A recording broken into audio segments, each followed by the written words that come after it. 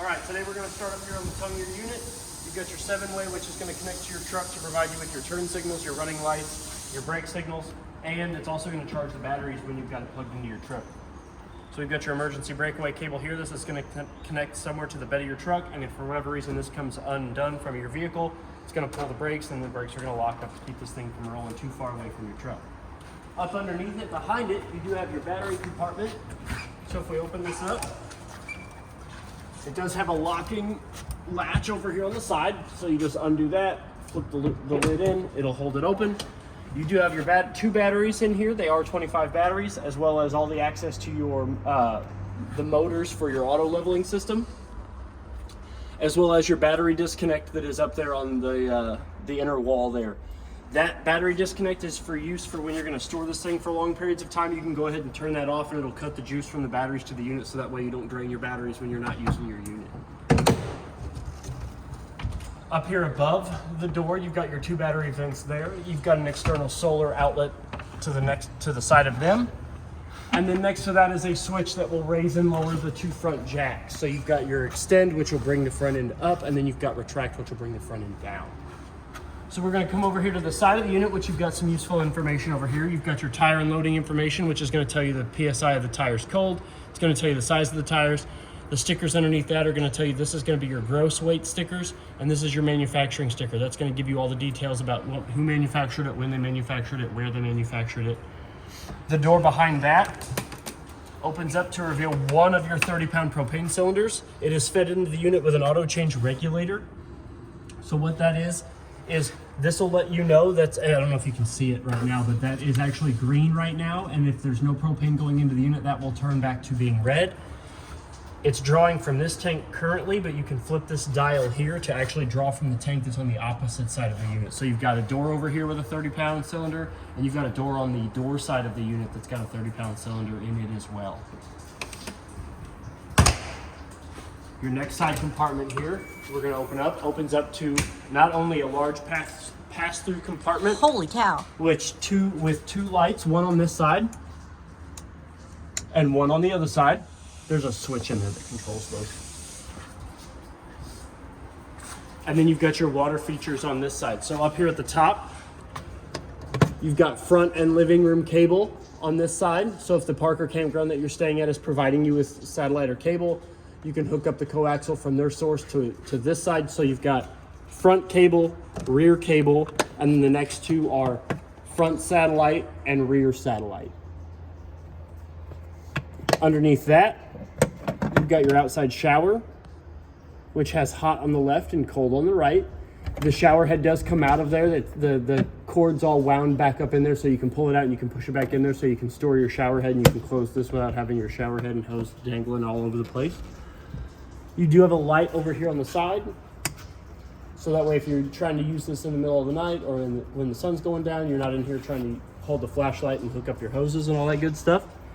Down below that, this is your tank selector valve. So you've got your city water. The point on the valve is what is indicating where it's going. So underneath that, you've got your city. So this is where you're going to hook your hose and your regulator up to. And then you can choose this. You can turn this to choose whether you want it to be connected to city water. Your tank option. Okay, so your tank option is how you fill it. So when you're ready to fill your tank, your fresh tank, you turn this valve to tank, you screw the hose and regulator into this, and then you turn on the water at its source, and then you'll fill your fresh tank that way. When you're ready to draw from your fresh tank, you're going to flip this all the way up to normal, and that's going to close that valve and open up the water pump valve so it can suck from the fresh tank up through the water pump. City, where it's at now, city, you'll never have to use the water in your fresh tank or turn your water pump on if you're connected to city water. So if the place that you're staying at is providing you with water, you'll leave this selector valve into the city position, you'll run the hose from their source to this source, and you'll never have to use that fresh tank, okay? On the side here, you do have a 110 GFCI protected outlet, so you can plug in any sort of outside stuff that you need to on this side of the unit. You also have a TV outlet out here, so if you do want to put a TV out here somewhere, like in the side compartment there, you're hanging out outside, the kids want to watch TV or play games or something, you can do that out here. Below that is your tank flush. That's your black tank flush. So what this does is when your black tank is open and the valve is, the black tank is empty and the valve is open, you hook your hose and regulator up to this and you turn the water source on. And as long as that tank is empty, it's gonna spin an aerator at the bottom of your black tank that kind of chews up all the gunk and the stuff that's settled and built up on the sides and the bottom of your black tank. Down below that, you do have your hot water heater bypass valve. So right now it is in the normal position. I did fill it. But when you're ready to store this thing for the winter and you're ready to winterize your unit, you're gonna flip this red knob up to the bypass position. And what that's gonna do is it's gonna close the inlet and the outlet valve on your hot water heater. So that way your antifreeze doesn't go in and sit on the inside of your water heater. It goes through the line, through the water lines of your unit, and you don't ever have to worry about draining the antifreeze out of your water heater. You always wanna make sure that you do flip this into bypass, okay? So the next knobs over here, these are your sewer drain valves. So you've got your gray tank 1, which is your kitchen sink, that's your galley. Gray 1 is only gonna drain your kitchen sink, and what you're gonna do is you're just gonna give these a tug. You're gonna hook your sewer hose up to this proper dump station down here, run the other end to where they're allowing you to dump, and you can go ahead and grab these. You always wanna start with the black tank, which is at the bottom. That's your wastewater, that's your toilet, that's the gross stuff. You know, that's gonna be the nasty stuff. So you pull that first, that's gonna let all the nasty stuff come out of your black tank. And then you can pull your gray tank 2s and 1s. That way the gray water from the sinks, the shower, and the bathroom sink can kind of drain out and help clean out that sewer outlet. And then if you ever want to keep this door closed but still run your hoses and wires up through it, you can take this lid off, and then you can run your hose and wires up through the bottom of this without having to keep this open all the time. If you do have dogs or you're going to store some stuff, you do have leash ports here for either a leash or like a tow strap. There's one on this side, and then there's a couple on the other side too, so that way if you ever want to strap something down like totes, or you know, you've got a dog that wants to hang out in there because it's hot outside, you can throw him up in there and not worry about him getting out. The next compartment to the side of that is your water heater compartment. So we'll go ahead and open this up. The lid does come all the way off. It's got 2 holes at the bottom that meet up with 2 pegs down here on the bottom of the compartment itself. We'll go ahead and set this down here. So up there at the top, you've got your pressure release valve. So not only is this going to allow you to release some of the excess pressure when that's built up in it, but it's also going to do one other thing. It's going to let you know when there's water in the water heater.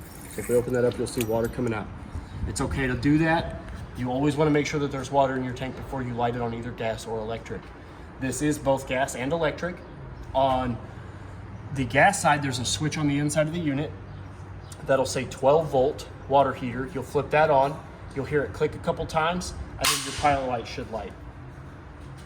If you want to flip it on electric, you come down here to the bottom. There's a switch down here that says off and on. Right now it's off. You'll flip that on, and then there is a switch on the inside monitor panel that says 120 volt water heater.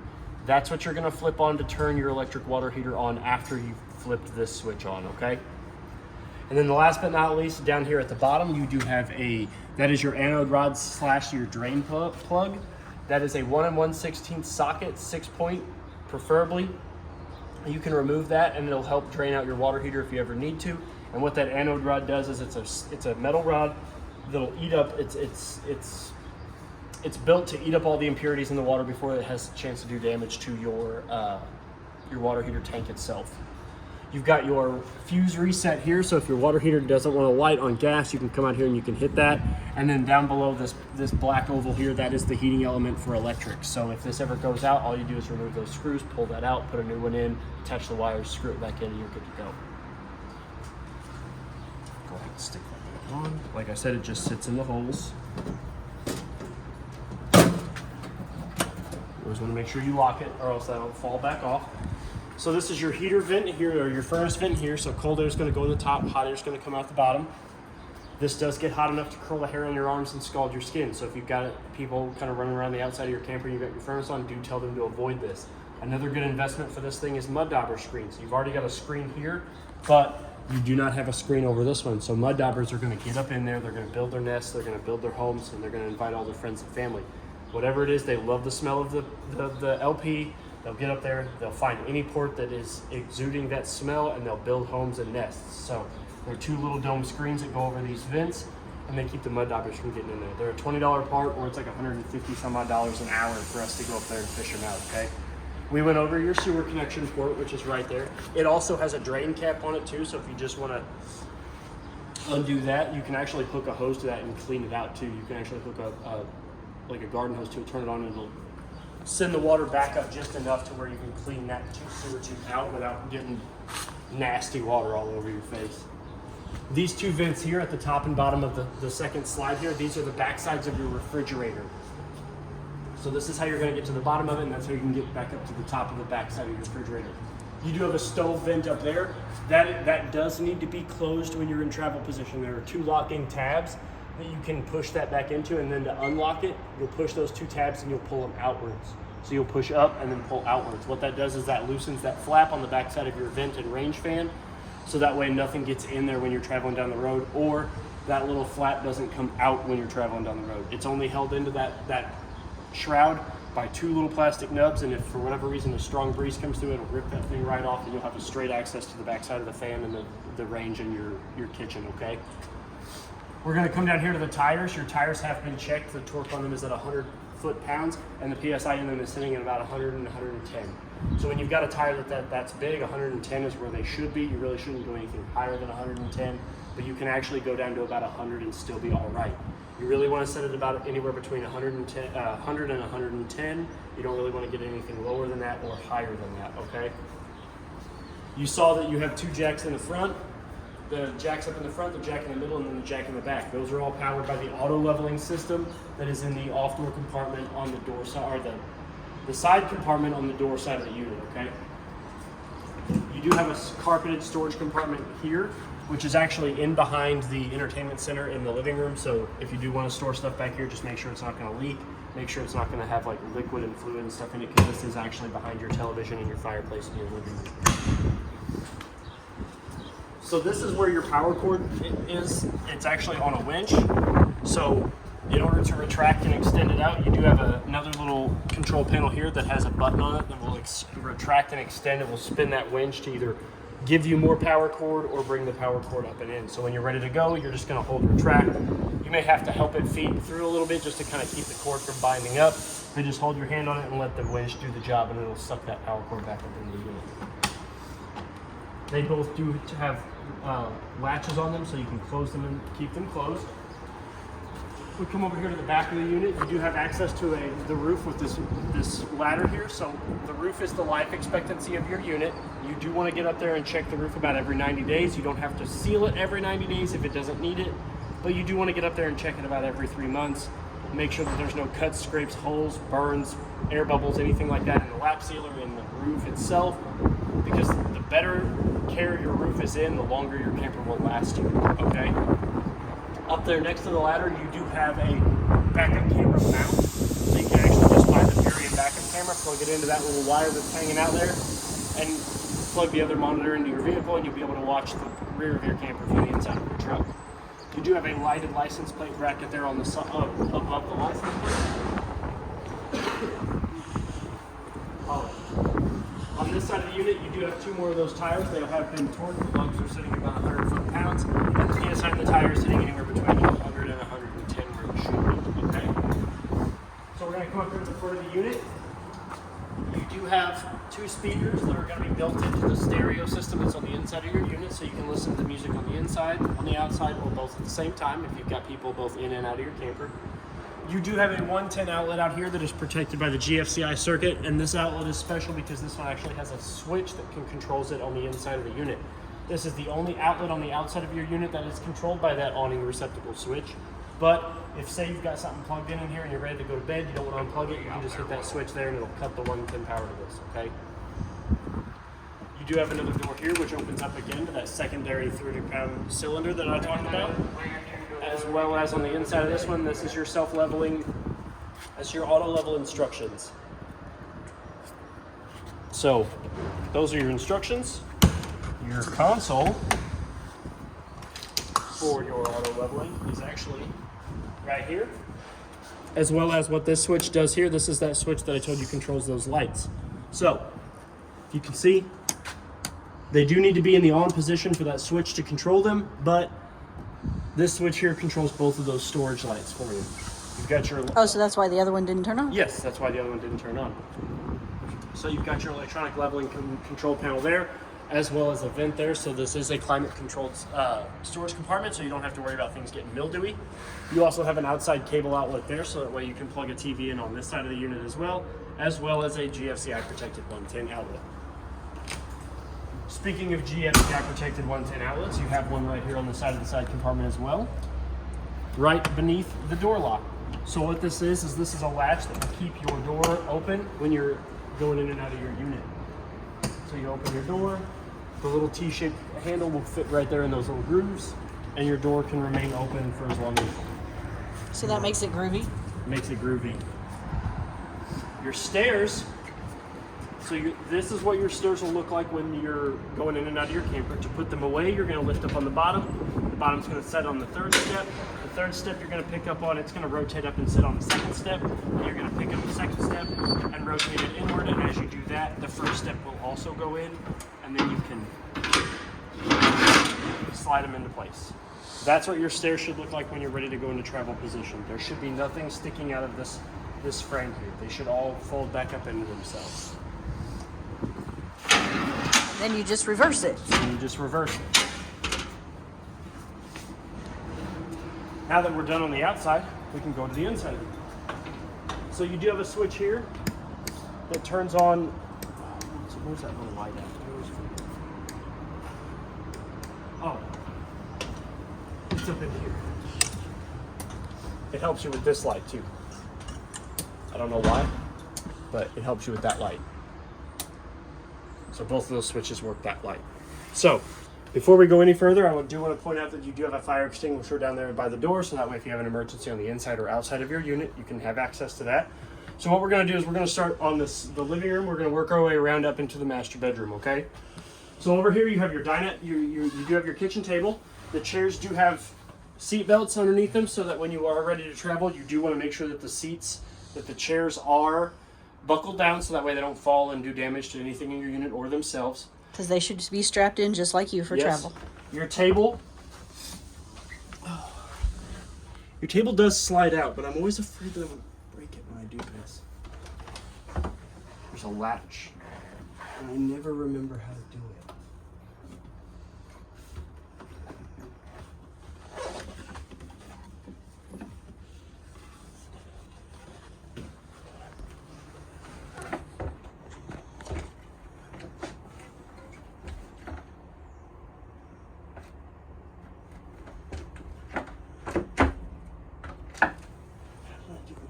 Oh, there it is. So it has a latch? Yeah, it's a travel latch. So when that's cinched, the table will not extend out. So it's right here. Oh, a little step. Yep, and then you can just... Oh, that's very cool. You can pull your table out. I left the bubble wrap in there. But it does have a leaf in there, so that way you can extend your table out and have a much longer table, so you can seat 4 people instead of just 2. You actually have you can put a lot of food on it. A lot of food, yes. You actually also have 2 more folding chairs underneath the master bed in the bedroom, so that way if you do want to seat 4 people, the 2 other people don't have to pretend to sit. They don't have to. Yeah, because pretending to sit's very hard. I had to do it a lot in gym. I got in trouble a lot. I can't imagine. To light up your kitchen or your table, you can turn that light on there, and this is glass. Because you won't have tray there to light up your kitchen, so you'll have to use the light. Yep, I will be there. This is glass too, so you do want to make sure that you're not like standing up too quick if you're about as tall as me and you don't bust that. But that is glass.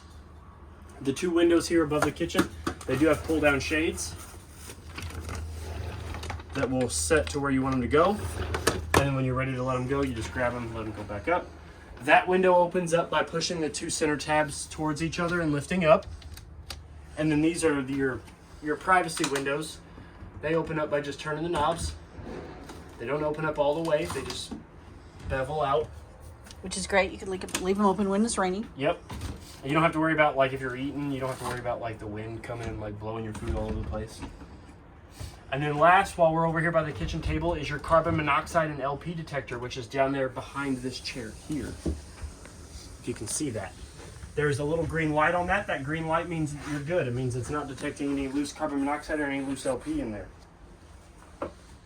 You want to check those about every 90 days as well, but I always tell people every time you come in and out of your camper, Not every time, but like if you're packing up to go out for the weekend, you're loading all your stuff in here, hit the smoke detector, check your fire extinguisher. They're there to save your life, and they will. You do have a 110 outlet there next to the kitchen chair, so that way if you do want to plug in your phone, your laptop, your tablet, whatever it is you're going to be using, you can do that. Up above this couch seating, you do have above head storage, one large single compartment with 5 individual doors, 4 on the front and 1 at a 45 off of the side. We got 2 light switches over here, one for that light and one for the light above the chairs themselves underneath the above head storage. These windows here operate the same as that window, those 2 windows there. They open up with some knobs on the back. And this window here opens up the same way as the front slide window does. You push the 2 tabs in and you lift up. These 2 windows also have the same style of shades. And these also do recline. If you can see these little black rings here, you give those a tug and then they will recline out and you'll be able to recline back and watch your TV. So we're going to move over here to the back side of the unit. You do have an above head storage, 1 large compartment with 3 individual doors, 2 smaller doors on the side, 1 larger door in the middle. Your windows over here, they do not open. So this window and then the matching window on the other side, they do not open, but they do have the pull down shades. This window here is a secondary fire escape window. So you're going to open up that tab there. The whole window should be able to go out. And then you'll be able to get out in case of an emergency, preferably feet first, please. This window on this side opens up with the same style of knob.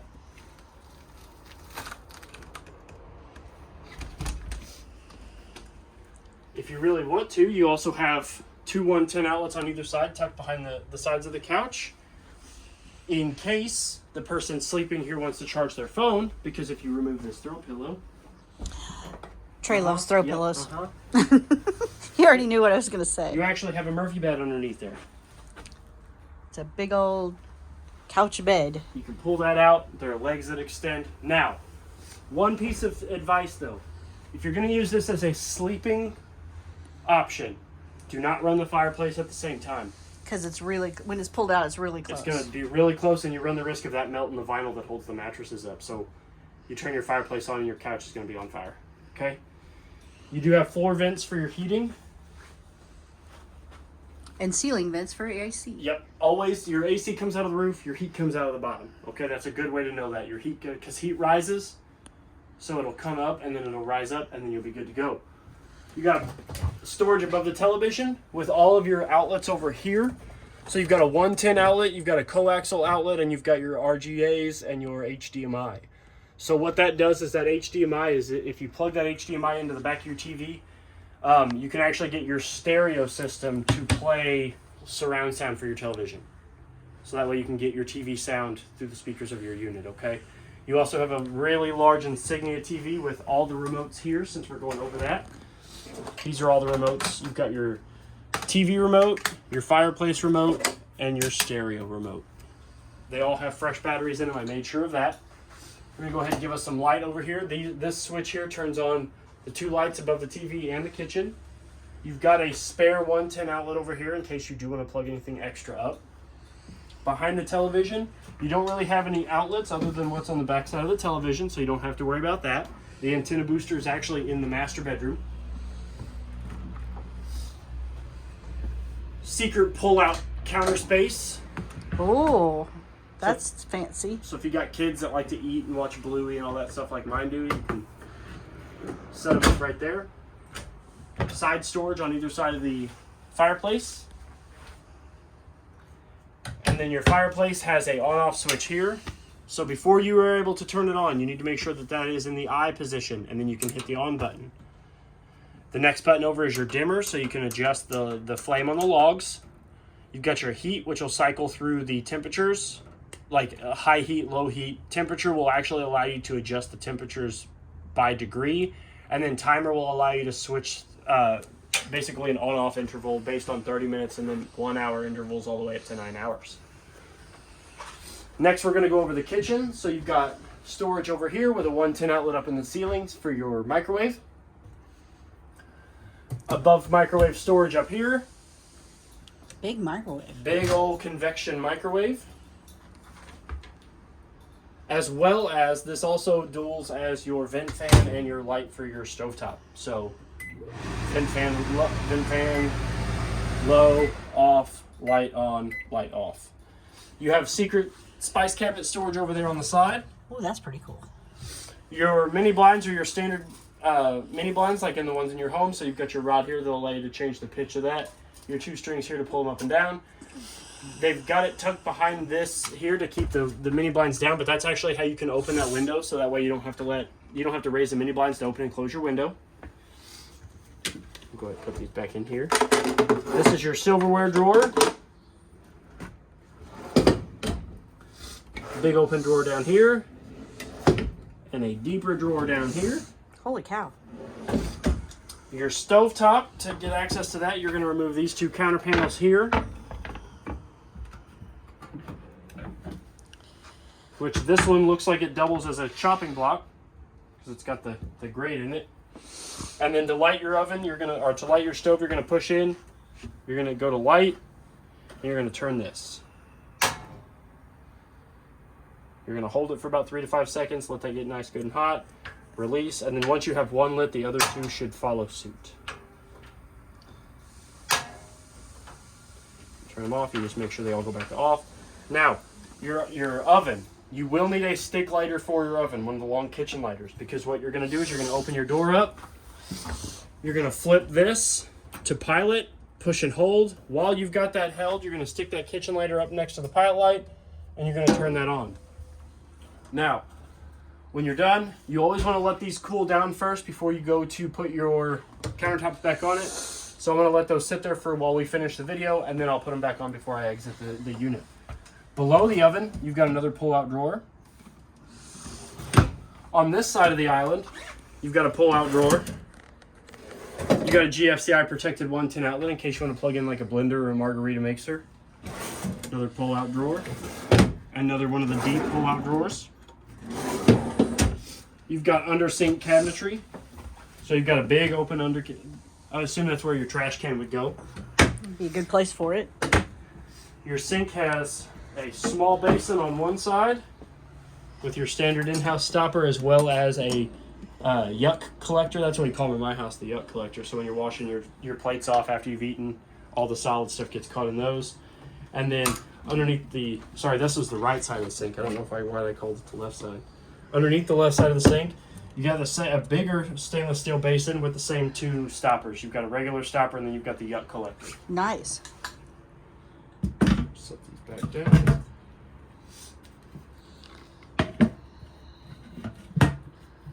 Big old faucet.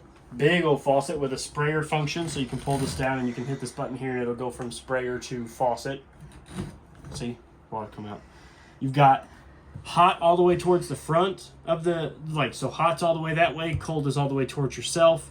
And then to draw water, you're going to pull outward. So this handle's going to go outward a little bit. But I'm not going to do that because I don't want to get water all over here. Make sure there's nothing on that side. So you do have a big dual door freezer and refrigerator. That's your freezer, your refrigerator. It's huge. It is huge.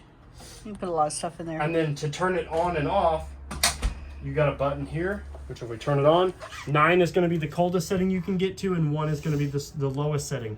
To adjust those, you hit this thermostat button here, and this is your check button. So what this does is this cycles between gas and electric, depending on whether or not the unit is plugged in or you've got your gas tanks open.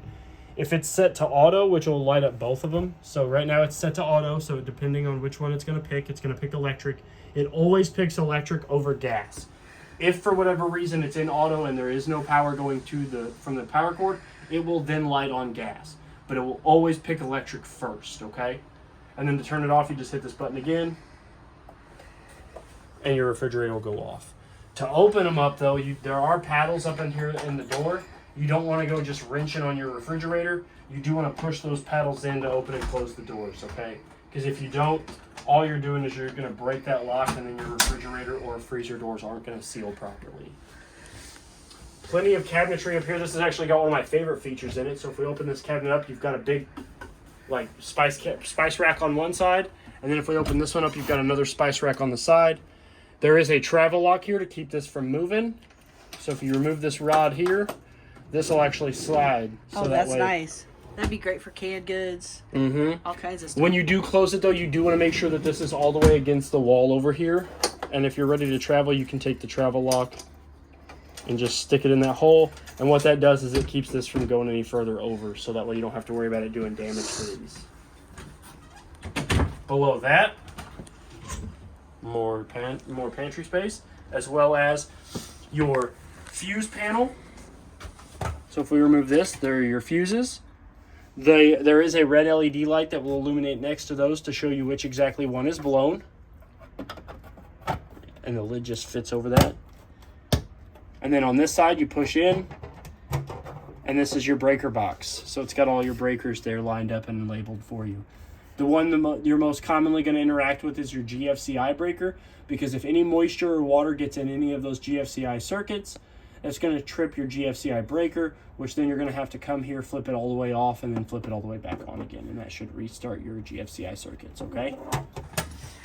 Now that we're done with this cabinet, we can move on to this cabinet. Nice big storage. And then the reason I saved that top right one for the last is because if we open it up, you do have a little bit of cabinetry up at the top, but you've got your control panel here. So this is your exterior awning. So you've got your awning control here, which is going to send it in and out. And you've got your light button here, which is going to turn on the lights on your awning. These are your slide control buttons. So this button here is going to control not only the kitchen slide, but also the kitchen table and couch slide. So this one will bring both of them in and out at the same time. And then this slide button here actually brings in the master bedroom slide. So the little slide is the right switch, and the big slides are the left switch. This is your control panel here. So you've got your battery button, which will give you an accurate battery reading as long as the short cord is not plugged in. If the short cord is plugged in, it's always going to read a full because it is charging the battery. You've got your fresh tank button here, which is going to read off of so your battery reads off of this line, your tanks read off the top line. So you've got empty, 1/3, 2/3 full. You've got your black tank, which is going to be your toilet water, your gray 1, which is your kitchen sink, and your gray 2, which is your bathroom. Down here, you've got a row of buttons. So this is that switch for that receptacle, that 110 receptacle out there by the awning, the one I was telling you about that's special. This is your water pump button. So if we flip that on, you're going to see that the water pump is engaged with that little red LED light there. This is your gas water heater button. This is your 12-volt gas water heater. It has another LED light button next to it. So when we flip this on, I'm not going to leave it on for very long, but we flip it on, both of those illuminate. The bottom one here on the switch is to let you know that you are using the gas water heater. And the top LED light there, that is your DSI fault light. So when you go to light your water heater on gas, your DSI fault light will automatically come on. It will stay on for about 30 seconds. Once your water heater actually is lit, like the pilot light is lit, that DSI fault light will go off. If that DSI fault light comes back on, it will attempt to reignite itself 5 times every 30 seconds until it lights itself. And if it doesn't after that, then you need to go out to the compartment and hit that reset button that I showed you, and then you can attempt to do that process over again. This next button here, which is your 120 volt water heater button, this is going to turn on your your electric water heater. It also has a light that turns on. The next one here is your door side light, the floodlight. You've got your off door side floodlight. This is your ceiling fan. So you do have a ceiling fan in the back, over the back side of the unit.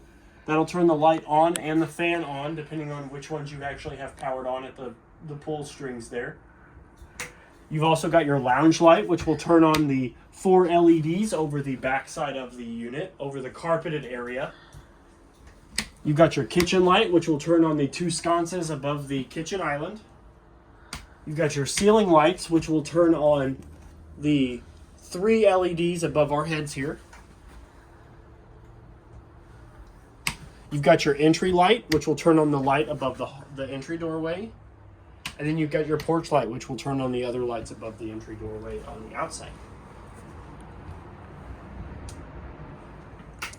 And then that's your control panel right there. So that's all you're going to need to know on that one. We're going to move on from that up to the stairs. Before we go any further, I do want to show you that if you do want to keep things, you do have a storage drawer underneath the second step.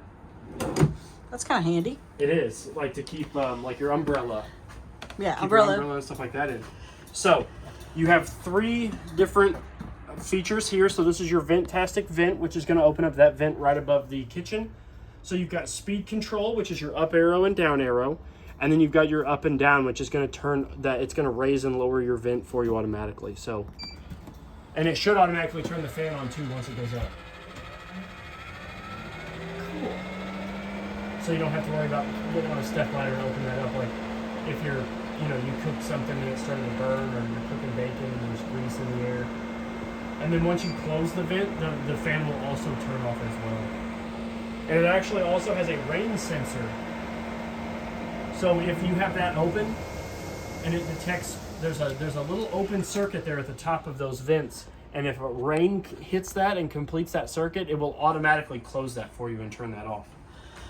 So the next thing is your Dometic thermostat. Now, I know the buttons on this cell seem kind of scary, but there's really not a whole lot to it.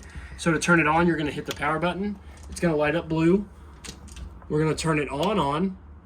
Right now, it's got air on in zone 1, which is zone 1 is over towards the back of the unit. So we can hit zone 1, off, and then, so zone 1, only air conditioner is going to work in zone 1 on that one. You got your fan control, which you've got auto, low, medium, and high. We're going to go back to auto. You always want to keep your air conditioner on auto. You got your clock button, which will allow you to set the timer over here. You've got your mode button, which will allow you to cycle between cool, auto, furnace, fan, and then back to off. You got your program button, which means you can actually program this based off the clock to turn on and off at certain times. So you go to bed at 9 o'clock, you can have it turn on at 8 o'clock to get the camper nice and cooled down for you while you're sleeping. You got your temperature increase button, temperature outside button, or temperature decrease button. Good Lord, outside. Inside temp is going to actually show you what the current temperature is on the inside of the unit, and then you've got your Fahrenheit and Celsius button there. Down below that, you do have a switch that will turn your hall light on, as well as, now that we have the hall light on, you can see that you do have your smoke detector right there above the hallway. Now that we have that all done, we can go into the bathroom. We're going to scoot by here. The bathroom does have an access door from the hallway or the master bedroom. So there's so you can get into it from either the master bedroom or the hallway. You've got, where are they at? Over here. Got a light switch to turn on 2 lights above the sink, and then the other one turns on the 1 light above the toilet. So that way, you're not doing your business in the dark. Big cabinets over here. Big storage down here. Ceiling vent up here, so if you're doing your business and it gets pretty rough.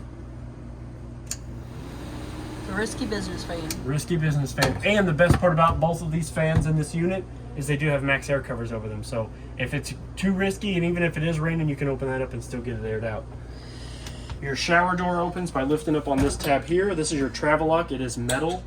You do want to make sure that this is intact while you're going down the road. So, because if not, these 2 doors can bang into each other and cause damage. So, you do have hot on the left and cold on the right. They go up to a shower head up there that's got a knob on the top that will allow you to adjust the flow of water. That little access there will actually get you into the pipes behind your shower head, so that way you don't have to go worrying about that, which is a nice feature.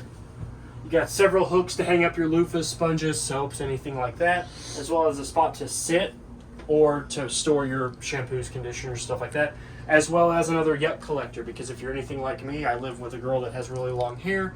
I find little hairballs all over the place. And you forgot, it's got a skylight. So you can shower in the beauty of nature. The best part of waking up is a skylight. Yep. Got a medicine cabinet behind your mirror with another yuck collector there for the bathroom. This one's big on yuck collectors. Uh-huh. Yeah. Standard sink. The stopper button here does work. So you've got hot on the left and cold on the right. That will raise and lower the stopper, or you can take that out and use the yuck collector.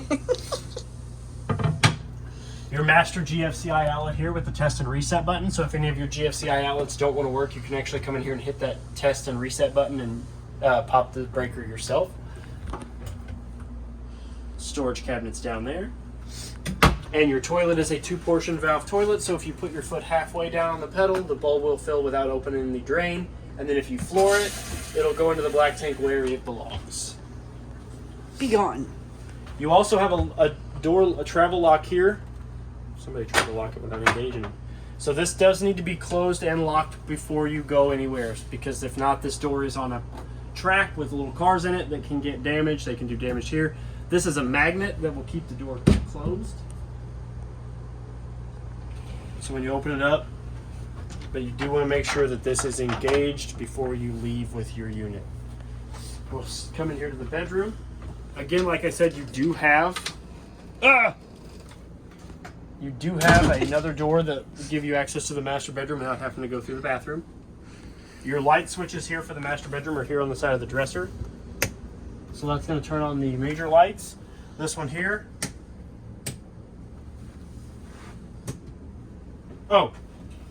Turns on the step light, which is hidden behind the door.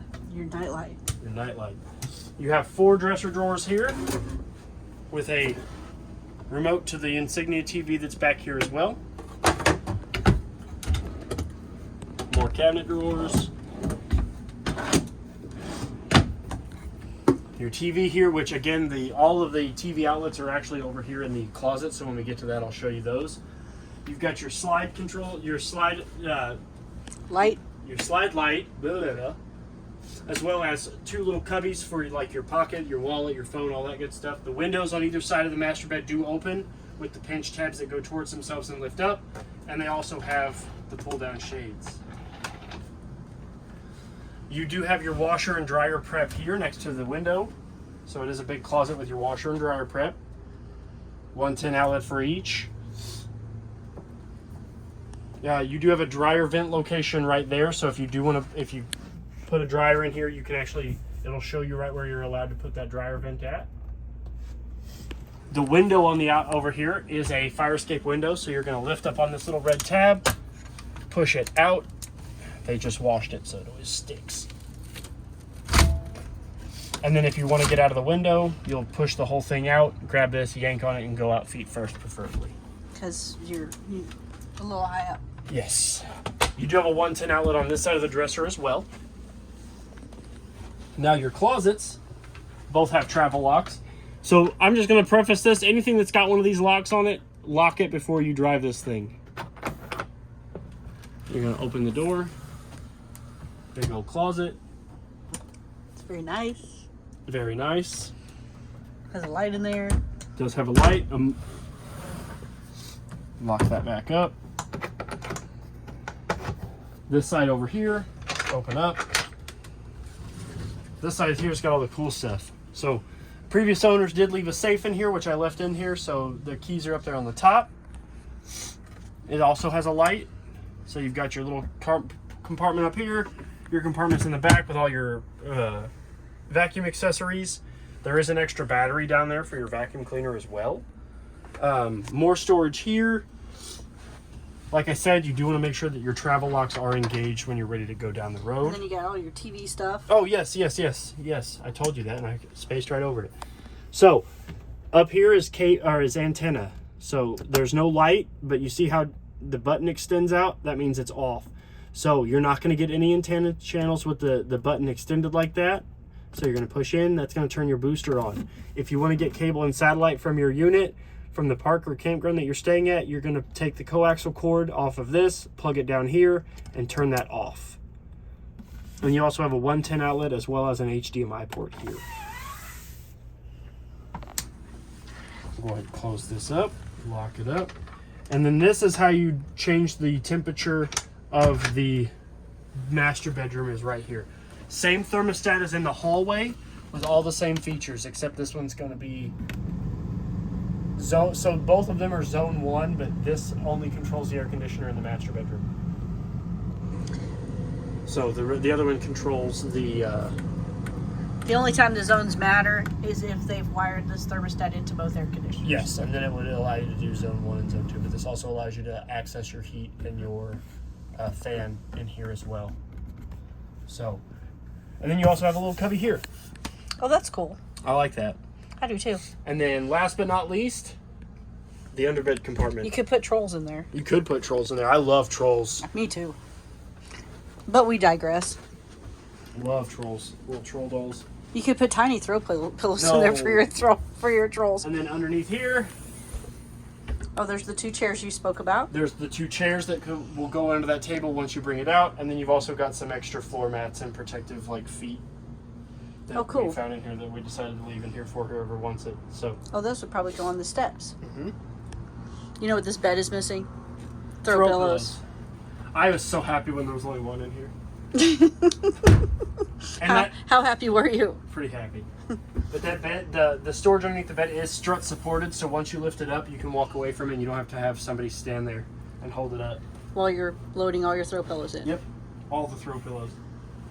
I think that pretty much covers everything about the unit. If you have any other questions or concerns, please feel free to reach out to me here at Parkland RV. My name is Trey. Happy camping and good luck. Thank you.